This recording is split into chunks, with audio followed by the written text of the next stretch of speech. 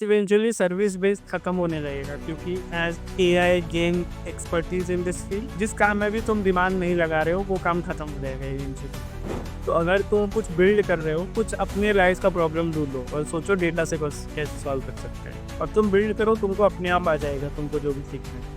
तो इसलिए मेरे को सॉफ्टवेयर ज़्यादा पसंद नहीं है, hence I went to data. और उस टाइम इतना तामझाम भी नहीं था जितना अभी चलता है कि अरे तुमको सब कुछ आना चाहिए डेटा में, एज अ प्रेशर। उस time it was mostly about you should be good with stats और तुमको बेसिक रीजनिंग आना चाहिए and you could get it to data, क्योंकि इतना ब्लो नहीं हुआ। अभी का प्रॉब्लम है, मैं ये टेल करता हूँ, last 2 years have been very difficult for fresher. बहुत कम जॉब्स आ रही हैं, मतलब जॉब्स अभी तो थोड़ी ज़्यादा है, लास्ट ईयर तो और कम थी। तो one of the approaches I use is कि तुम 2 रेज्यूमे रखो, उसमें email ID phone number change कर दो। एक से हमेशा डायरेक्ट अप्लाई करो, दूसरे से हमेशा रेफरल मांगो, क्योंकि यूजुअली ऐसा होता है उनका जॉब पोर्टल ऐसे डिजाइंड है कि अगर तुमने डायरेक्ट अप्लाई किया तो तुमको रेफरल सेम ईमेल पे नहीं मिले।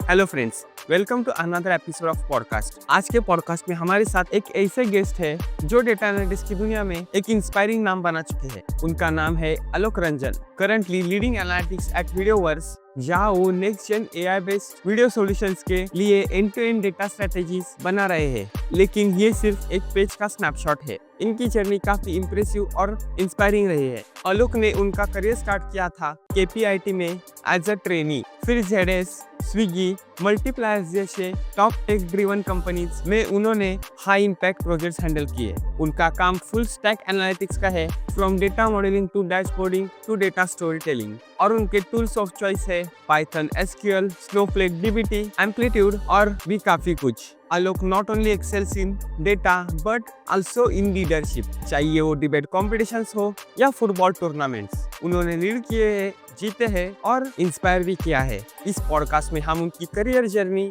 टेक्निकल एक्सपीरियंस और लिंक्डइन ग्रोथ स्ट्रेटेजीज के बारे में बात करने वाले हैं। तो अगर आप एक स्टूडेंट हो, फ्रेशर हो या एक अर्ली करियर डेटा एनालिस्ट या बस किसी इंस्पिरेशनल स्टोरी को सुनना चाहते हो, then this conversation with Alok is something you don't want to miss. Let's welcome Alok Ranjan to the podcast.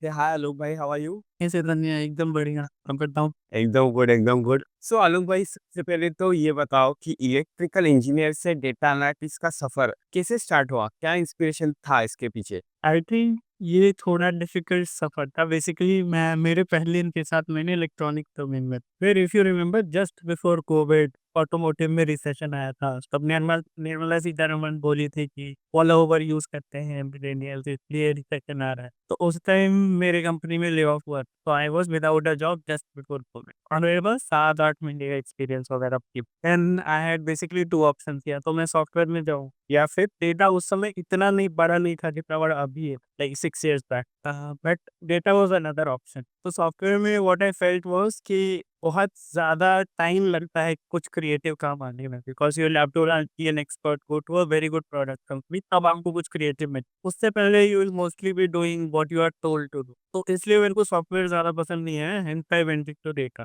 और उस टाइम इतना तामझाम भी नहीं था जितना अभी चलता है कि अरे तुमको सब कुछ आना चाहिए डेटा में, एज अ प्रेशर। उस time it was mostly about you should be good with stats और तुमको बेसिक रीजनिंग आना चाहिए and you could get it to data, क्योंकि इतना ब्लो नहीं हुआ। Yes yes yes, it's great to know about मतलब जो आपका ट्रांजिशन था from electrical engineer to the into the data analytics field, वो बहुत ही अलग लेवल का है।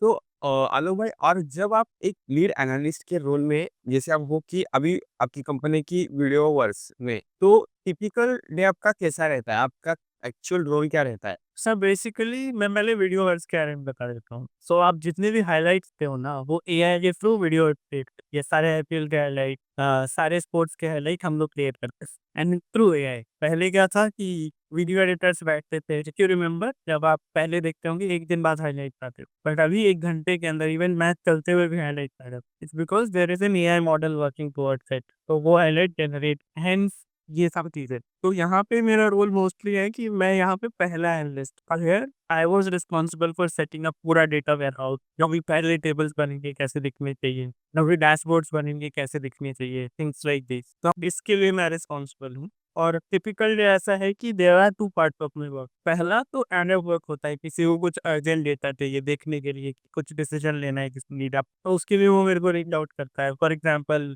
हाय Alok, can you tell me ये फीचर कितना यूज़ हो रहा है, कौन से क्लाइंट्स यूज़ कर रहे हैं। तो दूसरा लॉन्ग टर्म प्रोजेक्ट होता है। Long term project will be like कि हम लोग अपना रिटेंशन कैसे देख सकते हैं। इसके अलावा how do we understand churn, customers कैसे चर्न हो। तो मेरे लिए is always divided between 2 types of project. Long term पे काम करता हूँ, बाकी जो टाइम बचता है एडॉक्स को देता हूँ, समथिंग लाइक दैट। ओके, सो आप भी, आपकी जो रिसेंट कंपनी है वीडियोवर्स, वो ये एक B2B बिजनेस है, राइट? हाँ, वी टू ओके, ओके, मतलब डायरेक्टली जो बिज़नेसेस जो आपसे कनेक्ट होते हैं regarding this all aspects of video. Thanks, no worries. Okay, okay, I thought कि it's for the video editors भी हेल्प होती है, जो बेसिक्स होते हैं उनके लिए भी। एक्चुअली प्रोडक्ट वीडियो एडिटर ही है, बट वो बी2बी के लिए है, बी2सी के लिए नहीं। Okay, okay, okay. So Alok भाई, और एक चीज़ जो लोगों को हमेशा कन्फ्यूज़ करती है, जब एक जॉब छोड़नी चाहिए और आगे बढ़ना चाहिए, मतलब एक कौन-सा फेज़ में लगता है कि आपको अब एक जॉब छोड़ना और आगे बढ़ना चाहिए? आप कैसे डिसाइड करते हो कि टाइम आ गया है मूव करने का? हाँ, वेरी गुड क्वेश्चन। बेसिकली मैं बताता हूँ मेरा थॉट प्रोसेस क्या रहता है। तो मेरे दिमाग में हर कंपनी में अपना सीवी ऑलरेडी चलते रहता है। पिछले कंपनी में मेरा सीवी में इतने स्किल्स बिल्ड हुए, नेक्स्ट कंपनी में मेरे को क्या चाहिए। पहला तो वो एस्पेक्ट रहता है, और अगर जो चाहिए मेरे सीवी से जो मिसिंग है, वो अभी मेरे को मिल रहा है इस कंपनी में कि नहीं। तो मैं आपको ट्रांज़िशन बताता हूँ, फिर बेटर समझ आएगा। तो मैंने पहला कंपनी इलेक्ट्रॉनिक्स डोमेन की थी। वो मैंने छोड़ा क्योंकि को उनसे निकाल दिया, बेसिकली छोड़ा गया। तो उससे मैं डेटा में गया, तो पहला कंपनी डेटा में मेरा था ज़ेडएस एसोसिएट, तो वो कंसल्टिंग कंपनी। तो there I learned a lot about technical skills, present कैसे करते हैं, फॉर्मेटिंग कैसे करते हैं। व्हाट आई फेल्ट वाज़ कि मैं प्रोडक्ट क्लोज़ नहीं हूँ, मेरे को पता नहीं है मेरे काम का इम्पैक्ट क्या हो रहा है, क्योंकि वहाँ क्लाइंट्स होते हैं, वो आपको बताएँगे नहीं कि मैट्रिक में कितना मूव हुआ, क्या हुआ, आप तो डेटा एंट्री पे। आई थॉट कि मेरे को थोड़ा प्रोडक्ट बेस्ड कंपनीज़ में जाना चाहिए टू अंडरस्टैंड इट बेटर। तो मैं स्विगी में गया उसके बाद। स्विगी में I think I learned a lot, I met some of the best people in data domain. तो वहाँ पे मेरे को काफ़ी प्रॉब्लम सॉल्विंग एस्पेक्ट पता चला। उसके बाद मेरे को लगा कि यार स्विगी तो थोड़ी बड़ी कंपनी है, why not go to a smaller company जहाँ पे मेरे को ज़्यादा ओनरशिप मिले और मैं स्क्रैच से चीज़ें build. Hence I went to Multiplier. वहाँ पे I was the third analyst, तो काफ़ी ज़्यादा मेरे को एक्सपोज़र मिला, काफ़ी ओनरशिप मिला। उन टाइप की रोल्स में चैलेंज ये होता है ना कि आपको ऐसे कंपनी में जाना है जहाँ पे लोग यूज़ टू नहीं है डेटा यूज़ करते। You have to do a better stakeholder management, आपका प्रेज़ेंटेशन ऑन पॉइंट होना चाहिए, आपका काम इम्पैक्टफुल होना चाहिए, तभी आपको बेसिकली आप टीम को भाओगे। उसके बाद मल्टीप्लायर में अराउंड 2 साल था मैं, 2 साल से थोड़ा कम। देन आई थॉट कि I should go into something related to AI, क्योंकि एआई मुझे बहुत ज़्यादा चल रहा है। Hence the closer I will be to with technology, easier it would be for me अगर फ्यूचर में जो भी आता है एआई का, I have a better understanding towards it. Hence मैंने की। तो इट्स ऑलवेज़ कि इंडस्ट्री में क्या चल रहा है, मेरे सीवी में क्या मैसेज, इन दोनों का कॉम्बिनेशन ट्राई करता हूँ मैं असली में। आलोक भाई, स्विगी जैसे एस्टेब्लिश कंपनी और मल्टीप्लायर जैसा स्टार्टअप, दोनों का काफ़ी अलग होगा काम का एक्सपीरियंस आपका। क्या लगता है आपको कि क्या मेजर डिफरेंस होता है इन दोनों टाइप्स की कंपनीज़ में काम करने का? मैं थोड़ा इस क्वेश्चन को रिफ्रेम करता हूँ। Let me explain in a better way. तो यूजुअली एनालिटिक्स में 3 तरह की कंपनीज़ होती हैं। पहली कंपनी जो एकदम छोटी है, जिसमें कभी डेटा टीम था ही नहीं। तो वहाँ आप जब जाओगे तो आपको सबसे ज़्यादा एक्सपोज़र मिलेगा कि ईटीएल पाइपलाइन्स कैसे सेटअप करते हैं, डेटा स्टोर कैसे करना चाहिए, टेबल्स कैसे बिल्ड होनी चाहिए। एकदम बेसिक चीज़ होता है। एकदम स्क्रैच से आपको पता चलेगा कि स्टेक होल्डर्स को कैसे डेटा का इम्पोर्टेंस बताना है। इसके बाद थोड़ी बड़ी कंपनी आती है, for example Swiggy mid level company मान लो आप, जहाँ डेटा टीम 2 या 3 साल से थी। जब डेटा टीम 2-3 साल से होती है तो चेंज क्या आता है ना कि सारी बेसिक चीज़ें बन चुकी होती है। All the basic dashboards are done, everything that is basic is CI पूरा सॉर्टेड होता है उनका। बेसिक सारी टीम को पता है अब डेटा का importance. The next thing for them is problem solving. अब डेटा के थ्रू प्रॉब्लम्स कैसे सॉल्व करते हैं। तो मैं एग्जांपल देता हूँ। स्विगी में a couple of problems we solved was कि फोरकास्ट कैसे करते हैं। फॉर एग्जांपल कल कितने दूध ऑर्डर होगा, ये कल कैसे पता चलेगा अपने को? कल कितना सब्ज़ी ऑर्डर होगा, ये कैसे पता चलेगा? तो you solve this problem through data. Another problem we were working on solving was कि कस्टमर्स को क्या रिकमेंड करना चाहिए, रिकमेंडेशन इंजन कैसे बिल्ड होता है, बेसिक चीज़। तो प्रॉब्लम सॉल्विंग एस्पेक्ट उन टाइप की कंपनीज़ में आती है। तीसरी कंपनी होती है जो बहुत बड़ी हो चुकी है, उनका प्रोडक्ट एकदम एस्टेब्लिश्ड है, वो कुछ नया नहीं कर रही है। तो वैसी कंपनीज़ में क्या होता है कि आप बहुत ज़्यादा रिपोर्टिंग साइड में रहते हो। और बहुत ज़्यादा हुआ तो ए-बी टेस्ट करोगे, छोटे-मोटे फीचर्स लॉन्च होंगे, उनको मेंटेन। तो this is how you look at 3 different types of companies. चौथा भी है जो कुछ नहीं कराती है, उसका काम है एक्सेल बनाओ, तो वैसे कंपनी से तो दूर रहना। बट माय पॉइंट इज़ कि इन तीनों में आपको एक बार एक्सपीरियंस करना चाहिए तीनों फेज़, क्योंकि तीनों फेज़ का अलग इम्पोर्टेंस। फॉर एग्ज़ाम्पल तीसरे कंपनी का मैं बताऊँ तो लीडर्स को क्या दिखाना चाहिए, जिस तरह से दिखाना चाहिए कि उनको एक ही स्लाइड में समझ आ जाए, क्योंकि उनके पास टाइम नहीं है कि तुम्हारे साथ बैठे और समझे कि क्या बताना चाह रहे हो तुम। और उनको प्रेज़ेंट तीसरे कंपनी में सबसे अच्छा मिलेगा, प्रॉब्लम सॉल्विंग दूसरे में मिलेगा, स्टेक होल्डर मैनेजमेंट पहले टाइप की कंपनी में मिलेगा जो अभी जस्ट स्टार्ट हुआ है। और ये मेरा जर्नी रहा है, मैं तीनों तरह की कंपनीज़ कवर करने का ट्राई किया था हमने अपनी जर्नी में। ओके, सो आलोक भाई, आजकल नए-नए टूल्स आ जाते हैं, जैसे टूल्स भी आ जाते हैं एंड टूल्स के अपडेट्स भी आ जाते हैं। Let's take a example of power BI. Power BI पे कोई अपडेट आ गया, कोई नया चार्ट अपडेट होता है। तो ये चीज़ें आपको समझती कैसे है?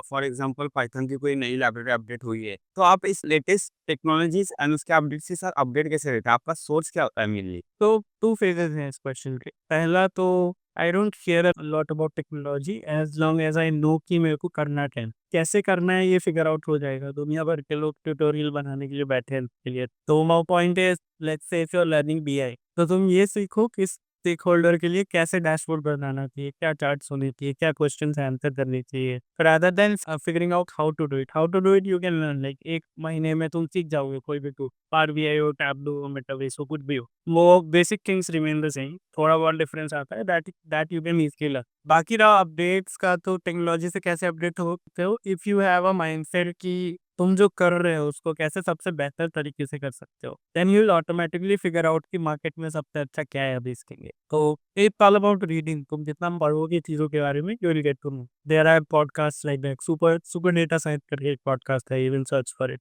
Something talk about cutting edge क्या भी आ रहा है डेटा साइंस डोमेन में। Similarly if you have that curiosity तुम खुद गूगल कर करके सीख लोगे नया टेक में क्या आ रहा है एंड सो ऑन। सो आलोक भाई, अगर आपको बिगिनर्स या स्टूडेंट्स को रिकमेंड करना हो, तो टॉप 5 टूल्स कौन से बोलेंगे जो उन्हें ज़रूर सीखनी ही चाहिए 2025 में तो? हाँ, आई थिंक बीआई में कोई एक तो ज़रूर सीखना चाहिए। आइडियली पावर बीआई, टैबलू में से एक उठा लो, up to you. And then focus on what you want to build instead of how you want to build. You should have clarity कि अगर तुम चार्ट सबसे ऊपर डाल रहे हो तो सबसे ऊपर क्यों डाल रहे हो? हर एक चार्ट का एक पर्पस होता है। बेसिकली मेरे पुराने मैनेजर थे स्विगी में, वहाँ मेरे को बोलते थे every chart should answer a question. तो you should know what question to put where. तो focus a lot on what you want to do. Next, you should learn it. You should be good with Excel. What I've seen is data analytics domain में you'll see a lot of people who ignore Excel. But eventually कुछ ऐसा आपको 1 घंटे में deliver करना है तो Excel is your tool.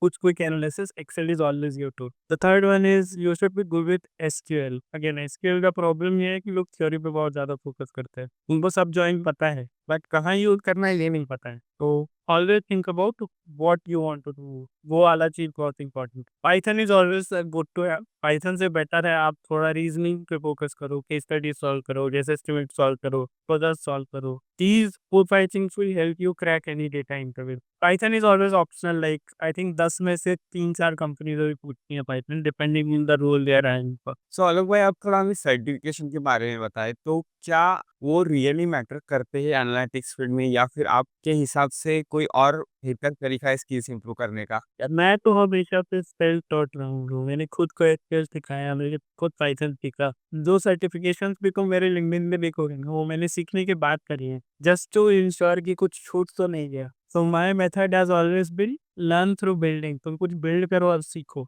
मैं इसका भी एग्जांपल देता हूँ। तो मैं लिंक्डइन पे काफ़ी जॉब पोस्ट्स करता था कि किस कंपनी का जॉब आ रहा है, जैसे नेटवर्क वायर्स मिले उनको पता चले जॉब ओपनिंग्स कहाँ का है। तो I was building a web scraper की जॉब अपन वेब स्क्रैपर पे निकाल के एक एक्सेल में डाल देंगे तो पोस्ट करना आसान हो जाएगा। नाउ देयर आर वेज कि तुम एक्सेल से लिंक्डइन पे भी कर सकते हो, बट अभी वो मैंने पूरा एक्सप्लोर नहीं किया। So this was one of the projects where I learn web scraping कैसे करते हैं। तो अगर तुम कुछ बिल्ड कर रहे हो, कुछ अपने लाइफ का प्रॉब्लम ढूँढो और सोचो डेटा से कैसे सॉल्व कर सकते हैं। और तुम बिल्ड करो, तुमको अपने आप आ जाएगा तुमको जो भी सीखना है। तो मेरा यही अप्रोच रहा है। जो सर्टिफिकेशंस भी मैंने किए हैं वो बस इसलिए कि मतलब कुछ छूट तो नहीं जाता है। तो मेरे हिसाब से if you build a unique enough portfolio, if you solve important enough problems, you will learn what you need to learn. Yes, yes. So Alok भाई, फ्रेशर्स के लिए उनका पहला एनालिटिक्स पोर्टफोलियो बनाने का बेस्ट अप्रोच क्या होना चाहिए? क्या चीज़ें उनके पोर्टफोलियो में चाहिए जो रिक्रूटर्स हो या हायरिंग मैनेजर्स हो उनको अट्रैक्ट करे? अभी का प्रॉब्लम है, मैं ये टेल कर रहा हूँ, last 2 years have been very difficult for freshers.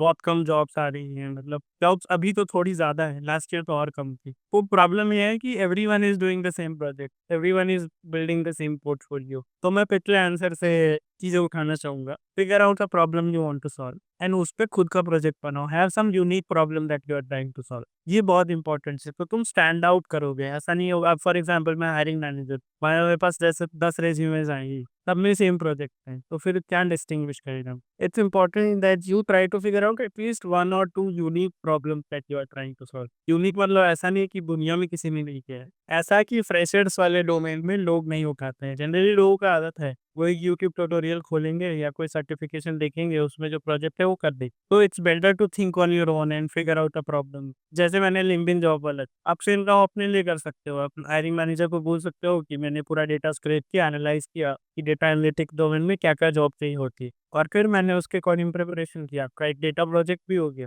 Plus आपने ये भी दिखाया कि आप अपने रियल लाइफ की प्रॉब्लम्स को सॉल्व कर रहे हो। This is a very unique thing, मतलब हायरिंग मैनेजर खुश हो जाएगा ये सब देख के। So you should do something with that. Yes, yes. अभी थोड़ा इम्पोर्टेंट क्वेश्चन है जो हमें स्पेशली आपकी साइड से पूरा उसका रोड मैप चाहिए। अगर कोई नॉन टेक्निकल बैकग्राउंड से और एनालिटिक्स फील्ड में आना चाहता है, तो आप उनके लिए क्या रोड मैप सजेस्ट करेंगे? मेरे हिसाब से अगर आप नॉन-टेक से हो, तो ऑब्वियसली आपको बाकियों से ज़्यादा मेहनत करना पड़ेगा। You should acknowledge that first कि हाँ, तुमको मेहनत करना पड़ेगा ज़्यादा। और दूसरा ये हो जाएगा कि तुमको अपने टेक में बहुत ही ज़्यादा अच्छा होना पड़ेगा। जब भी कोई नॉन-टेक का कोई हायरिंग मैनेजर इंटरव्यू लेता है ना, उसके दिमाग में उसके टेक पे हमेशा डाउट होगा कि इसको एसक्यूएल आता ही नहीं, इसको पाइथन आता ही नहीं। तो तुमको, तुम्हारा काम है कि जब तुमको इंटरव्यू मिले, तो उस डाउट को तुम दूर करो एंड प्रैक्टिस अ लॉट। जितना प्रैक्टिस कर सकते हो करो। Make sure your technical interview is 9 out of 10, it's not 10 out of 10। तो मेक श्योर आप अपना जो डिमेरिट दिख रहा है ना लोगों को कि अरे ये तो नॉन टेक से है, वो आप पहले इंटरव्यू में ही दूर करो। दूसरा, मैं ऐसे लोगों को एक्चुअली रेकमेंड करूंगा आप कुछ सर्टिफिकेशंस करो, not for the hiring manager but the HR. HR को यूजुअली पता नहीं होता है वो किस टेक के लिए हायरिंग करे। उनके पास चेकलिस्ट होता है, वो चेकलिस्ट में लाता है। तो उसके लिए it's better if you show a certification, क्योंकि उनको ऑथेंटिसिटी दिखेगा तुम्हारे रिज्यूमे में। हायरिंग मैनेजर को पता है, वो नॉलेज टेस्ट कर लेगा तुम्हारे इंटरव्यू में, बट इंटरव्यू तक जाने के लिए you should show some authenticity in your portfolio by doing some certification. So basically जो आपने कहा कि एचआर को सिर्फ चेकलिस्ट होती है, सो एचआर जस्ट क्रॉस चेक करता है, राइट? कीवर्ड्स इससे मैच हो रहे हैं क्या सर्टिफिकेट्स के? यस, एग्ज़ैक्टली पूरा हायरिंग प्रोसेस ही मैं एक बार गो थ्रू कराता हूँ। तो सबसे पहला फ़ेज़ है कि आपका रिज़्यूमे बनाते हो। अब यहाँ पे भी लोग चूक करते हैं, what you should do the first time you make your resume, लोगों से तुम रिव्यू कराओ। किसी से भी नहीं, एटलीस्ट जो 3 साल से सीनियर है तुमसे। फॉर एग्ज़ाम्पल मैं अगर सीनियर एनालिस्ट पोज़ीशन पे हूँ, तो मैं लीड से रिव्यू करो, क्योंकि मेरा इंटरव्यू वही लेगा। अगर मैं फ्रेशर हूँ, तो मैं एक सीनियर एनालिस्ट से रिव्यू कराऊँ। एटलीस्ट 3 लोगों से रिव्यू कराओ तुम, एंड फिर जो फीडबैक है उसको इनकॉर्पोरेट करो। नेक्स्ट फ़ेज़ आता है तुम अप्लाई कैसे करते हो। अप्लाई करने का 2 तरीका है, तुम डायरेक्ट अप्लाई करो, रेफरल से जाओ। अब डायरेक्ट अप्लाई का प्रॉब्लम है कि अभी तुम कोई भी लिंक्डइन जॉब उठा लो, 1000 एप्लीकेशन तुमको मिलेंगे। तो one of the approaches I use is कि तुम 2 रेज़्यूमे रखो, उसमें email ID, phone number change कर दो। एक से हमेशा डायरेक्ट अप्लाई करो, दूसरे से हमेशा रेफरल माँगो। क्योंकि यूजुअली ऐसा होता है कि उनका जॉब पोर्टल ऐसे डिज़ाइन्ड है कि अगर तुमने डायरेक्ट अप्लाई किया तो तुमको रेफरल सेम ईमेल पे नहीं मिले, और रेफरल मिलने में टाइम लगता है। तुम 10 लोगों को मैसेज करोगे, रिप्लाई 2 दिन बाद आएगा, 4 दिन बाद रेफरल मिलेगा, तब तक ओपनिंग बंद भी होगा। हेंस ये पहला वाला रेज़्यूमे कि डायरेक्ट अप्लाई करो। फिर तुम रेफरल लोगे तो तुम्हारा पॉसिबिलिटी बहुत बढ़ जाएगा कॉल आने में। मैंने ये पर्सनली यूज़ किया है, तो ऐसे कंपनीज़ हैं जिसमें मेरे को डायरेक्ट अप्लाई में रिजेक्शन आया और रेफरल में कॉल आया। सेम रेज़्यूमे, एक वर्ड चेंज नहीं था उसमें। तो make sure you always ask for a referral. तो एक बार तुमको रेफरल मिलता है तो नेक्स्ट स्टेप होता है कि तुम्हारी जो हायरिंग रिप्रेजेंटेटिव एचआर जो है,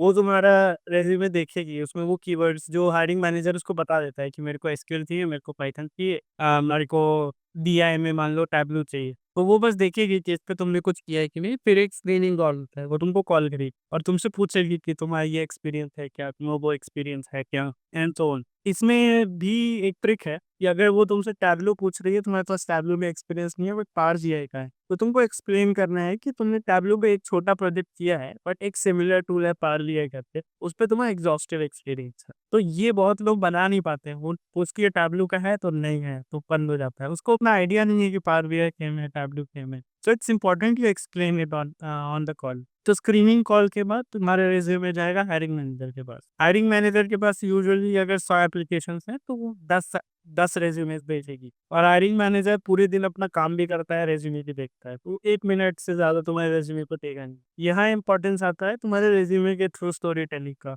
मेरे को एक नजर में समझ आ जाना चाहिए तुमने कौन कौन से प्रॉब्लम सॉल्व किए हैं। That's all he cares about, तुम्हारे प्रोजेक्ट क्या क्या थे और उसमें तुमने एक्चुअली सॉल्व क्या किया। उसके बाद अगर तुमको तुम्हारा रेज्यूमे उसको पसंद आएगा, फिर वो एक इंटरव्यू शेड्यूल करेगा। टेक्निकल राउंड होगा, तुम्हारा एसक्यूएल पाइथन जो भी हो, फिर केस स्टडी राउंड होगा, फिर कल्चर फिट राउंड हो, और हर राउंड पे तुमको अपने आप को फीडबैक देने होंगे। प्रॉब्लम ये है कि सब इंटरव्यू की तैयारी करते हैं और उससे पहले का जो ये पूरा प्रोसेस मैंने बताया ये किसी को पता ही नहीं। तो कोई अपना रेज्यूमे रेज्यूमे भी सब ऑप्टिमाइज करते हैं, बट उसके बाद का कि रेफरल के थ्रू अप्लाई करना चाहिए, 2 रेज्यूमे रखने चाहिए, प्रेजेंट ऐसे करो। बहुत लोग एटीएस के चक्कर में पड़ जाते हैं कि 3 पेज का रेज्यूमे बना दिए। अब ये रेज्यूमे वहां अटक जाएगा जब ये हायरिंग मैनेजर के पास जाएगा, वो देखेगा 3 पेज का रेज्यूमे, वो पहले ही नहीं देखेगा, बोलेगा मेरे पास इतना टाइम नहीं है, वो हटा देगा रेज्यूमे। और एटीएस अगेन ये भी बहुत बड़ा क्वेश्चन होता है, एटीएस पे फोकस करें नहीं करें। तो again depends on type of company. अगर आप फैन वगैरह में अप्लाई कर रहे हो तो you should focus on ATS, क्योंकि वहाँ रेफरल के थ्रू भी बहुत सारे एप्लीकेशन जाते हैं। बट बाकी जो कंपनीज है वहाँ you should not care a lot about ATS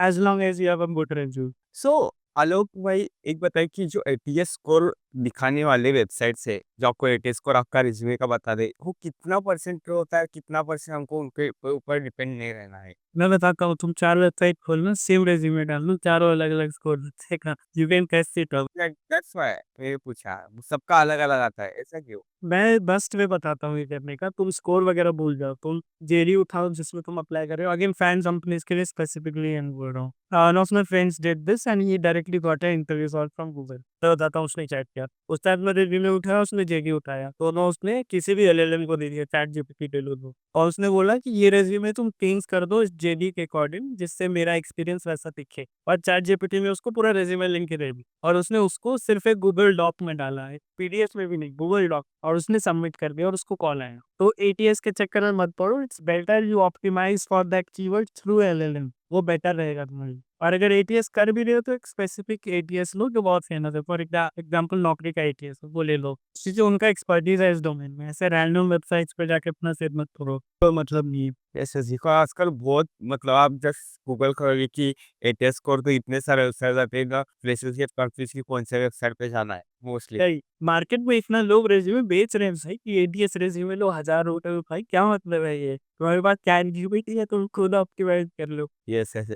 सो आलोक भाई, जो नए एनालिस्ट होते हैं उनसे काफी बार कॉमन मिस्टेक्स होती है, क्या आपके हिसाब से वो कौन सी मिस्टेक्स होती है और कैसे उस मिस्टेक से बचा जा सकता है उनको? तो अगेन वो थ्योरी के चक्कर में पड़ जाते हैं। 2 मिस्टेक्स मैंने बहुत कॉमनली देखी। पहला ये कि वो जंप करते रहेंगे, एक दिन एसक्यूएल पढ़ेंगे, अगले दिन पाइथन पढ़ेंगे, अगले दिन केस स्टडी पढ़ेंगे, इन दैट कुछ नहीं पढ़ेंगे। वो जंप करते रहेंगे, उनको एक इल्यूजन मिलता है कि अरे मैंने एसक्यूएल भी पढ़ लिया, पाइथन भी पढ़ लिया। तो पहला ये सबसे बड़ा मिस्टेक है। दूसरा, वो लोग थ्योरी के चक्कर में पड़ जाते हैं, they keep doing courses, but वो एक्चुअल में ऑन ग्राउंड कभी सॉल्व नहीं करते हैं कुछ। फॉर एग्जाम्पल मान लो एसक्यूएल में आपने जॉइन सीखा, left join, right join, but आपको पता ही नहीं है उसको इम्प्लीमेंट कैसे टाइप के डेटाबेसेस में करते हैं, किस क्वेश्चन को आंसर करने के लिए करते हैं।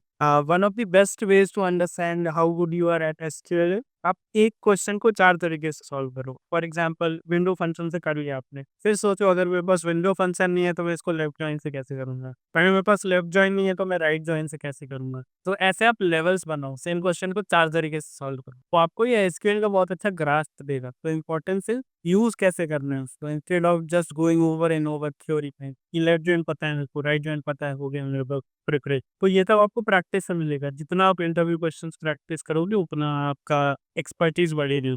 सो आलोक भाई, आपको लगता है कि आज की एनालिटिक्स एजुकेशन में सबसे बड़ा गैप क्या है? मैंने बहुत ज़्यादा कोर्सेज़ की नहीं है, तो मैं बहुत ज़्यादा कमेंट नहीं करूँगा। बस मेरा ये एक एक्सपीरियंस है कि जितना भी कोर्सेज़ मैं देखता हूँ, बहुत ज़्यादा बीआई फ़ोकस्ड रहती हैं। वो बाकी एस्पेक्ट जो एनालिटिक्स के होते हैं, वो इग्नोर कर देते हैं। डेटा मॉडलिंग पे तुमको बहुत कम कोर्स मिलेगा, कोई नहीं पढ़ा रहा है। उसके अलावा जो तुम्हारी ईटीएल है, वो डेटा इंजीनियरिंग में भेज देते हैं वो लोग। डेटा एनालिटिक्स में भी you should have an understanding कि काम कैसे करता है, कैसे क्या होना चाहिए, ये प्रॉब्लम है। और तीसरा मैंने देखा है वो सब कुछ कवर करना चाहते हैं, वो stats end to end cover करना चाहते हैं। हर एक जॉब में स्टैट्स का पूरा इन डेप्थ नॉलेज का ज़रूरत है ही नहीं एनालिटिक्स में। यू शुड नो बेसिक्स कि क्या है, नॉर्मल डिस्ट्रीब्यूशन क्या होता है, मीन मीडियन मोड क्या होता है, बेसिक्स पढ़ लो बहुत अधिक है। और at least less than 3 year experience पे तो तुम्हारा बहुत ज़्यादा मैटर करता है कि तुम्हारा एसक्यूएल कैसा है, तुम्हारा एक्सेल कैसा है, केस स्टडी कैसे एस्टिमेट, तुमको स्टैट्स में इन डेप्थ जाने का बहुत ज़्यादा ज़रूरत नहीं है, बेसिक्स पता होनी चाहिए बस। तो आई थिंक ये एक देखा है मैंने, सब कुछ कवर करना है या फिर बीआई फोकस है एकदम। तुमसे डैशबोर्ड ही बनवाए जा रहे हैं पूरे कोड पे, कोई प्रॉब्लम सॉल्विंग का प्रोजेक्ट में जनरली नहीं देखता हूँ। सो अभी का थोड़ा क्वेश्चन अलग है, apart from the freshers and students, जो हमारी इंडस्ट्री बिजनेस इंटरव्यू जैसा डेटा एनालिटिक्स के स्पेस में कोई ऐसा ट्रेंड है जो अंडररेटेड है पर आपको लगता है कि कंपनीज को उसके ऊपर ध्यान देना चाहिए? इस पॉइंट ऑफ व्यू में आई थिंक मेरे एक्सपीरियंस के अकॉर्डिंग 2 चीज़ें देखी हैं मैंने। पहला, कंपनीज़ डेटा टीम को डेटा डंप के लिए यूज़ करती है। लोग कंपनीज़ में बोलते हैं, "अरे! मेरे को ये टेबल दे दो, मेरे को वो टेबल दे दो।" तो रिक्वायरमेंट ही ये गलत है। उनको पूछना चाहिए कि ये क्वेश्चन का सॉल्यूशन दे दो। They should trust their data team to come up with a methodology कि कैसे इस क्वेश्चन का आंसर करना है। रादर दैन देम आस्किंग कि अरे! मेरे को ये डेटा दे दो, वो डेटा दे दो। They should be asking for insight. तो ये मैंने देखा है बहुत सारे कंपनीज में मिसिंग होता है। दूसरा, अगेन ये मैं एप्लीकेंट पॉइंट ऑफ व्यू से बोलूँगा, ऐसे कंपनी में मत जाना जहाँ तुम्हारा काम सिर्फ रिपोर्टिंग है, तुम कुछ नहीं सीखोगे and you will be easily replace. So Alok भाई, आपने लिंक्डइन पे 30K प्लस फॉलोअर्स बना लिए हैं, तो आपका कंटेंट स्ट्रेटेजी क्या होता है? कैसे प्लान कर रहे हो आप ये सब चीजें? देखो, मैं कोई बहुत बड़ा राइटर-वाइटर कुछ नहीं हूँ। मैं बस अपने स्ट्रेंथ्स पे प्ले करता हूँ, अपने एक्सपीरियंसेस शेयर करता हूँ। तो मेरे लिए ये लिंक्डइन नंबर गेम है। मेरे को पता है लिंक्डइन पे हर एक बंदे का अकाउंट सिर्फ इसलिए है कि भाई उसको ये देखना है कि जॉब ओपनिंग है कि नहीं। एट द एंड सबका यही काम है। तो why not, I focused on it. मैं सिर्फ जॉब ओपनिंग्स इनिशियली शेयर करता था। अब मैं थोड़ा डेटा कंटेंट बनाता हूँ। बट इनिशियली मैं सिर्फ जॉब ओपनिंग शेयर करता था। और दूसरा, मैं कॉर्पोरेट कॉल्स लेता था। मैं लोगों को बताता था कि कैसे प्रिपेयर करो वगैरह-वगैरह। तो मेरे अभी 250 के आस-पास कॉल्स होंगे टॉपिक पे 1 साल, 1.5 साल। तो मेरा फ़ोकस हमेशा नंबर गेम है, मेरे को बहुत बड़ा कंटेंट क्रिएटर बनना नहीं है, टू बी वेरी फेयर। मेरे लिए लिंक्डइन का ये यूज़ है कि अगर मान लो मेरा फ्यूचर में ले ऑफ हुआ, जो अभी इंडस्ट्री का सिनेरियो है, तो मेरे पास गुड इनफ नेटवर्क होना चाहिए कि मेरे को सामने से ही कॉल आए, मेरे को कुछ करने का ज़रूरत नहीं पड़े। जो मेरे साथ हुआ भी है, तो that is like good enough for me. So हमें ये भी बताइए कि अगर कोई अभी पर्सनल ब्रांड बनाना स्टार्ट कर रहा हो लिंक्डइन पे, स्पेशल लिंक्डइन पे, तो आप उसे क्या एडवाइस देना चाहेंगे? आई थिंक पर्सनल ब्रांड के सेंस में आप अपना एक यूनिक नीश बनाओ। फॉर एग्जांपल, आपका एक्सपर्टीज क्या है, अपने स्ट्रेंथ्स पे खेलो हमेशा। फॉर एग्जांपल, मैं बीआई पे पोस्ट नहीं करता हूँ क्योंकि बीआई पे बहुत ज्यादा भीड़ है ऑलरेडी। और मैं अपने आप को as a full stack analyst दिखाता हूँ, जो इंडस्ट्री में बहुत कम लोग जानते होंगे उसके बारे में, क्योंकि मैंने एंड टू एंड डेटा में काम किया है। मैंने स्क्रैच से सब कुछ बनाया है, मैंने प्रॉब्लम सॉल्विंग लिया, मैंने रिपोर्टिंग भी की है। तो मेरा नीश है कि मैं आपको एंड टू एंड का ज्ञान दे सकता हूँ। तो मेरे पोस्ट वैसे ही होते हैं। और मैं इस चक्कर में तो आज तक नहीं पड़ा हूँ कि तुम मेरा पोस्ट लाइक करोगे, तुम्हारा पोस्ट लाइक करूंगा। That's not how you grow. Eventually तुम किल नहीं कर पाओगे। तो मेरा स्ट्रैटेजी ये, play to your strength, identify तुम्हारा क्या unique and try to share those experiences. Eventually network तुम्हारा इतना बन जाएगा कि तुम्हारा ब्रांड रिकॉग्नाइज होने लगेगा। मैं एग्जांपल देता हूँ रिकग्निशन का। तो मैंने वीडियो वर्स ज्वाइन किया, उसके बाद लग रहा है 5-6 दिन बाद मेरे को वीडियो वर्स के लोग अब मैसेज आ रहा है स्लैक पे कि मेरे को डेटा में जाना है, व्हाट शुड आई डू। तो ये सब देख के लगा कि कुछ तो पर्सनल ब्रांड बन रहा है एटलीस्ट। Yes sir. सो हम जब आपकी लिंक्डइन प्रोफाइल से जा रहे थे आलोक भाई, तो आप डिबेट चैंपियन भी रहे हो। आपने जो आपका एक खेला था उसमें डिबेट चैंपियन भी रहे। तो क्या आज भी वो एक्सपीरियंस हेल्प करता है जब आप स्टेक होल्डर्स के साथ बात करते हो? मैं इसका भी बैकग्राउंड देता हूँ कि कैसे बना मेरी बेटा। तो मैं बिहार से था, मेरा इंग्लिश बहुत अच्छा नहीं था। तो फर्स्ट ईयर से मैंने लिखना चालू किया था। मेरा एक कोरा अकाउंट भी है जो बहुत इनएक्टिव, मैं उस पे ऐसे काफ़ी अच्छे व्यूज़ आए। आई थिंक 300-400 के कुछ तो होगा, अभी मैंने देखा नहीं है रिसेंटली। तो मैंने लिखना चालू किया था टू इम्प्रूव माई इंग्लिश। फिर मैंने बुक्स पढ़ने चालू किए। इवेंचुअली मैं डेटा में आया, फिर मेरे उसके का यूज़ हुआ। बट द पॉइंट इज़ कि कम्युनिकेशन आपका हमेशा अच्छा होना चाहिए आज की दुनिया में। Doesn't matter which domain are you in, doesn't matter which you role you are achieve. Delta का तो आई थिंक सबसे इम्पोर्टेंट पार्ट ही कम्युनिकेशन है। अगर आप इनसाइट निकाल लो बट आप कम्युनिकेट ही नहीं कर पा रहे हो, doesn't make sense. So it's very important you focus on your communication. Debate वो जो मैंने 4 साल बीटेक में मेहनत किया ना, दैट हेल्प मी अलॉट। तो मेरे को इंटरव्यूज में कभी प्रॉब्लम फेस नहीं हुआ किसी इंसाइट को एक्सप्लेन करने में। स्टेक होल्डर्स के सामने कभी मेरे को प्रॉब्लम फेस नहीं हुआ। डिबेट वाला तो एक्चुअली कभी कभी नेगेटिव हो जाता है। मेरे दिमाग में हमेशा नेगेटिव पॉइंट आएगा जो सामने वाला बोलेगा। मान लो किसी स्टेक होल्डर ने बोला कि उसका हाइपोथेसिस ये है, मेरे दिमाग में तुरंत उसका नेगेटिव चमकता है, अरे ये नहीं, ये भी तो हो सकता है, तुम तो गलत सोच रहे हो। बॉस को थोड़ा कंट्रोल करना पड़ता है क्योंकि इन फॉलो ऑफ डिस्कशन, तो उसका वो पॉइंट ऑफ व्यू था। सो आलोक भाई, हम ये बताएं कि बचपन का ऐसा कोई एक्सपीरियंस है जो आपको सिखाता हो और आज भी आपके काम करने के तरीके को शेप करता हो? हाँ, बचपन में नहीं, मैं कॉलेज तो बताऊँगा। बेसिकली क्या होता है, 2 तरह से आप कॉन्फिडेंस गेन करते हो लाइक। पहला एक सेल्फ कॉन्फिडेंस होता है, दूसरा फेथ के थ्रू होता है। अब सेल्फ कॉन्फिडेंस का प्रॉब्लम ये है कि अगर आप रिपीटेड फेलियर्स देखोगे ना, तो आपके दिमाग में वो डाउट आ जाएगा। फॉर एग्जांपल मैं बहुत कॉन्फिडेंट आदमी हूँ। मेरा पहला ले ऑफ हुआ 6 महीने एक्सपीरियंस पे। ऑल्दो मैं अच्छे कॉलेज, बट मेरे मन में डाउट्स तो आया कि अरे यार, ऐसा हो सकता है I am not good enough, ऐसा हो सकता है मेरे से ये नहीं हो पाएगा। तो अगर आपकी लाइफ में रिपीटेड फेलियर्स आएँगे तो आप इवेंचुअली कॉन्फिडेंस लूज़ करोगे।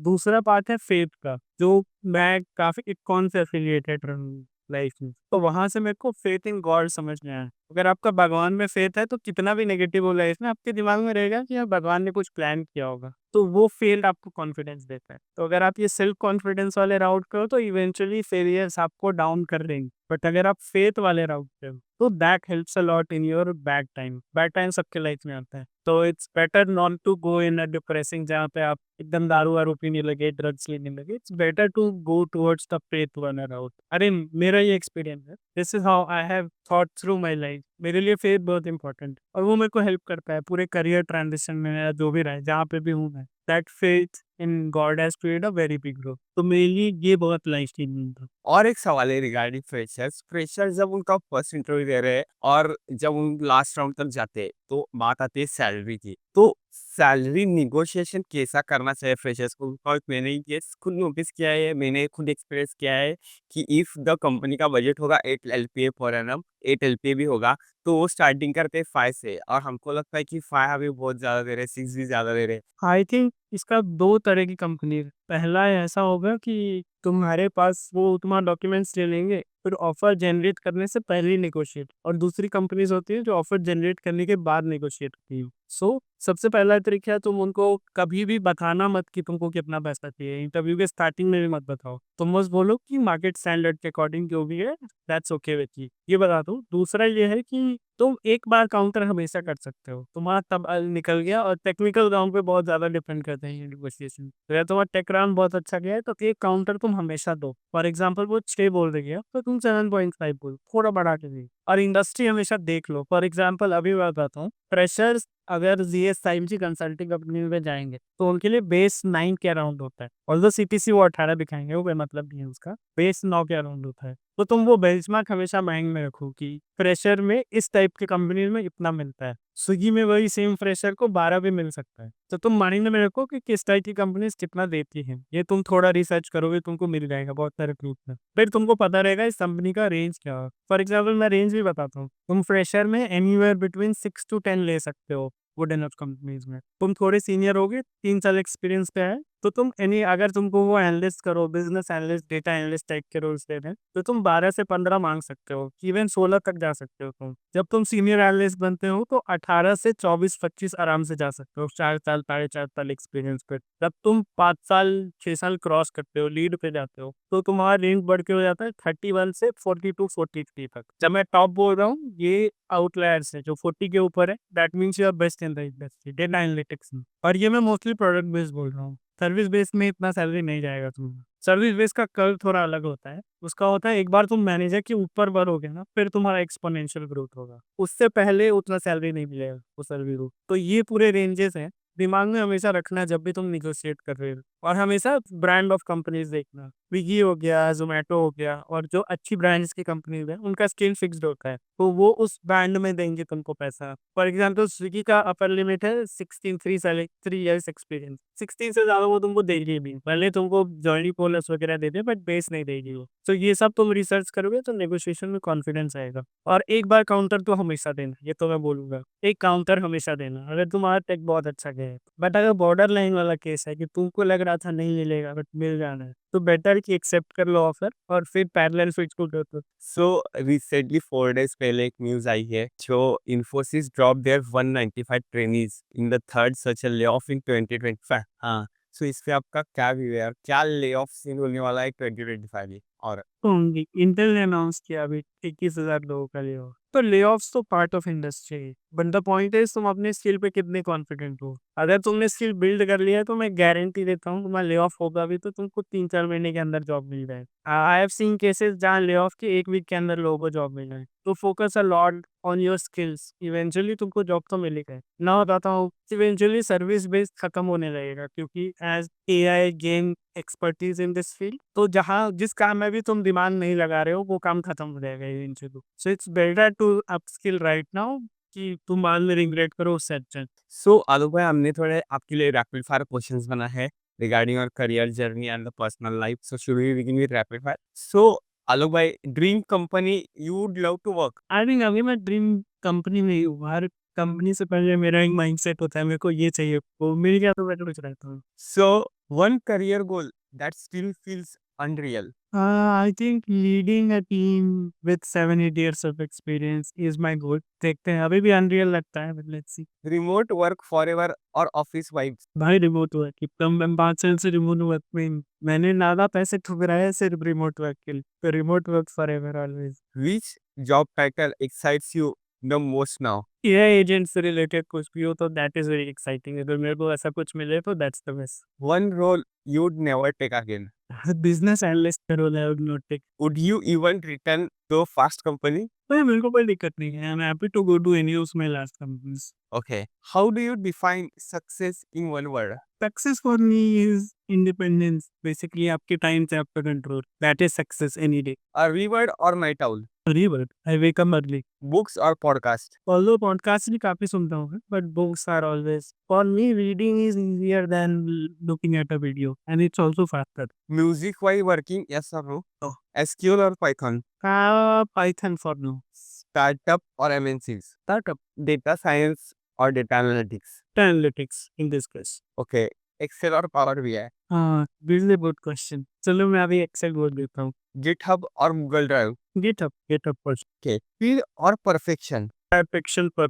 What's your data analyst superpower? My super power is dealing with ambiguity. कुछ मैं ऐसे प्रोजेक्ट उठा रहा हूँ जो कभी नहीं हुआ है पहले कंपनी में, till I am happy doing it, I am excited doing it, dealing with ambiguity. Can you describe your job using a meme? Using a meme. अब देख, क्रेडिट्स बहुत कम, क्योंकि मैं सोशल मीडिया पे एक्टिव नहीं हूँ, मैं बस लिंक्डइन चलाता तो लिंक्डइन से भी बात ये है। हूँ। हाँ, तो आई थिंक मीम वही होगा कि पूरा चारों तरफ एक्सप्लोर हो रहा है, एक आदमी बैठ के काम कर रहा है, डेटा का दुनिया ही वही है, पूरे ऑर्गेनाइजेशन में क्योस है, अपील करो उससे। Favorite tech tool right now? हाँ. Right now any LLM that helps a lot. Any favorite leader or public speaker? लीडर नहीं बोलूंगा मैं, Ronaldo has been a role model in A P J Abdul Kalam, दो अलग अलग रोल मॉडल्स रहे हैं गुरु, तो very happen what I have followed. Favorite book? How do we influence and influence people, communication में बहुत ज्यादा हेल्प करता है। If you haven't really read it now. If you weren't in analytics, what would you be doing? Analytics में नहीं होता था, मैं सॉफ्टवेयर में होता बिफोर था। If you had a one extra hour each day, how would you use it? I would usually read something, मेरा reading काफी कम हो गया है, so I would love to utilise it there. If you win 10 crores tomorrow, quit job or invest in self? Invest in self for sure, ये तो सभी लोग करेंगे I think. Excel will never die. True or false? True true, Excel will never die. Google sheet आ सकता है, Excel भी देगा, बट वो जो वे ऑफ वर्किंग है that will never done. Power BI versus Tableau. Who wins? With no Power BI it means Okay, one word for Swiggy. pretty convenience. Okay, one word for Videoverse. Cash and sport. 2 words of good. One word for LinkedIn. London network. Any tech favorite founder or influencer? I think tech founders में I have seen Harsha basically CEO of Swiggy. तो हमसे काफी influence रहा हूँ मैं the way he thinks. But तो ऐसा कुछ specific नहीं है. Since I have worked around him तो मेरे को बुरा मतलब. So, do you check LinkedIn first thing in the morning? What do you check on LinkedIn? Usually my messages. Who's one person you never skip on your feed on LinkedIn? There is an influencer called Tina Huang. Can search for her YouTube channel. So she creates content in data science. Not LinkedIn or YouTube. I follow. Like I go to her channel and look what she is working. So, thank you so much, Alok, for joining with me in this podcast. Thanks a lot for sharing all this knowledge about the data analytics and business analytics. The one more thing I want to add in this podcast is कि आलोक भाई टॉपमेट में भी call provide करते हैं. आपको referral चाहिए होगा उनके कंपनी में वो फ्रीली रेफर करते हैं रिगार्डिंग रिज्यूमे स्क्रीनिंग करना हो या एनालिटिक्स रोड मैप हो या फिर support for the lay off professionals हो. So they guide us very well. So I put the link on this description about InStockMate. So if you students just aspiring को कोई भी doubt या queries हो, they can connect with the Alok bhai at any time. Just one thing, call book करो तो join कर. Freshers, I don't think उनको वो professionalism अभी पता है. तो I've seen this a lot. Exactly. Major minimum space क्या है वो.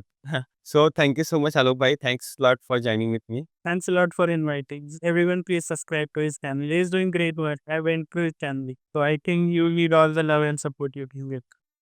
I hope you like this podcast. Please let me know in the comment which guests you would like to see on the podcast and any specific topics you would like us to discuss with them. I will try to bring those guests and ask your questions so you will get more helpful information. Before you go, share this episode with someone. It might really help because one conversation can change person's life and give them idea and new direction. And don't forget to like this video and subscribe to my channel. See you in next video.